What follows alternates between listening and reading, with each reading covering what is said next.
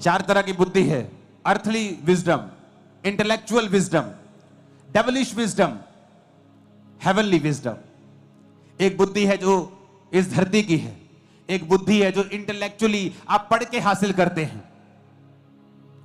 कई बार बिना पढ़े लिखे भी लोग बुद्धिमान होते हैं। हमारे रिश्तेदार आड़तीए हैं, लाखों रुपए का हिसाब बिना पढ़े, जो पुराने लोग होते थे बिना पढ़े, जीरो क्लास पढ़े, लाखों रुपए का हिसाब आप कैलकुलेटर में करोगे वो ऐसे ही कर देंगे मुंह से। Earthly wisdom. एक है इंटेलेक्चुअल विजडम, आप पढ़ाई से हासिल कर रहे हैं, इंजीनियर बन रहे हैं, electronics engineer, computer engineer, doctor, something like that, आप एमबीए कर रहे हैं, आप इंटेलेक्चुअल विजडम हासिल कर रहे हैं। एक विजडम है डेविलिश विजडम, शैतान की विजडम।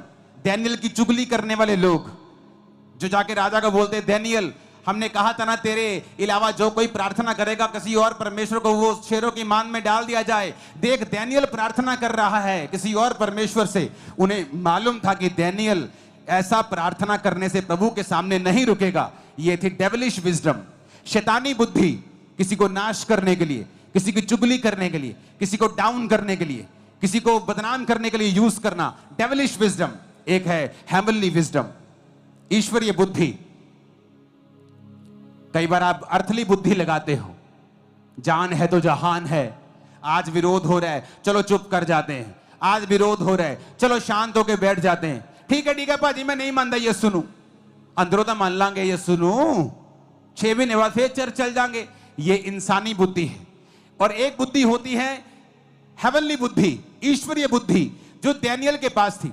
जब डैनियल बच्चा था और बंदी बना लिया गया तो डैनियल ने कहा अपने खाने वाले से जो उसको खाना देता था कि ये खाना मैं नहीं खा सकता, ये बाइबल में मना किया हुआ है।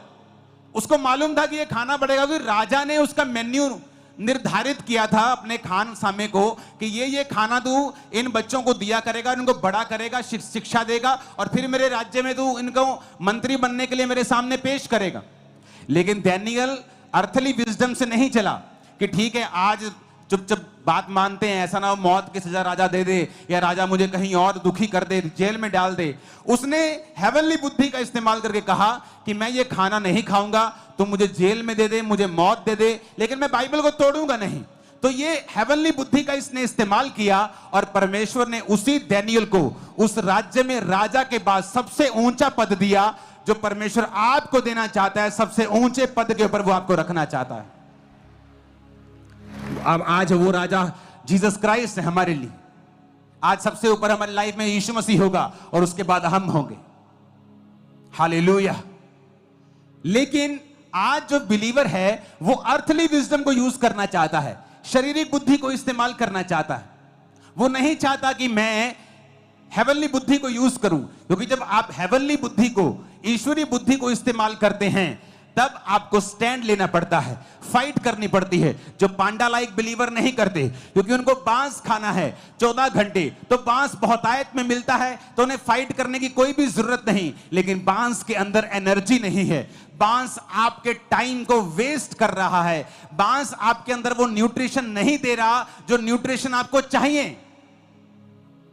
जब पांडा का बच्चा होता है आप हैरान हो जाएंगे, पांडा इतना बड़ा होता है और बच्चा हाथ के जितना होता है, क्योंकि पांडा के अंदर वो ताकत नहीं है एक स्वस्थ, एक बिग बेबी को जन्म देने की। जब आपके अंदर बुद्धि नहीं, आप फाइट नहीं करना चाहते परमेश्वर के लिए,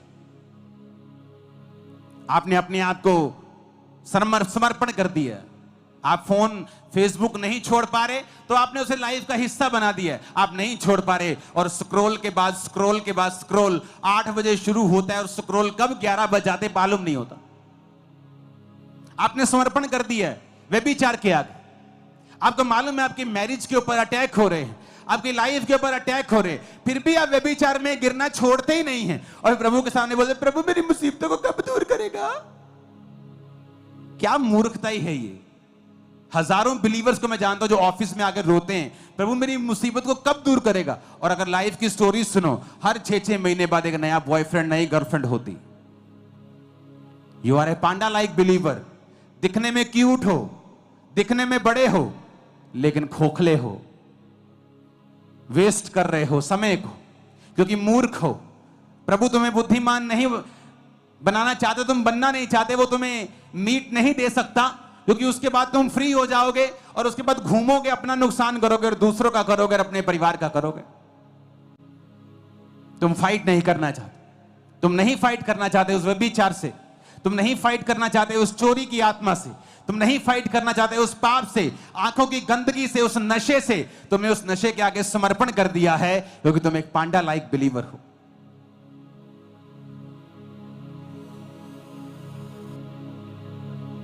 हालेलुया।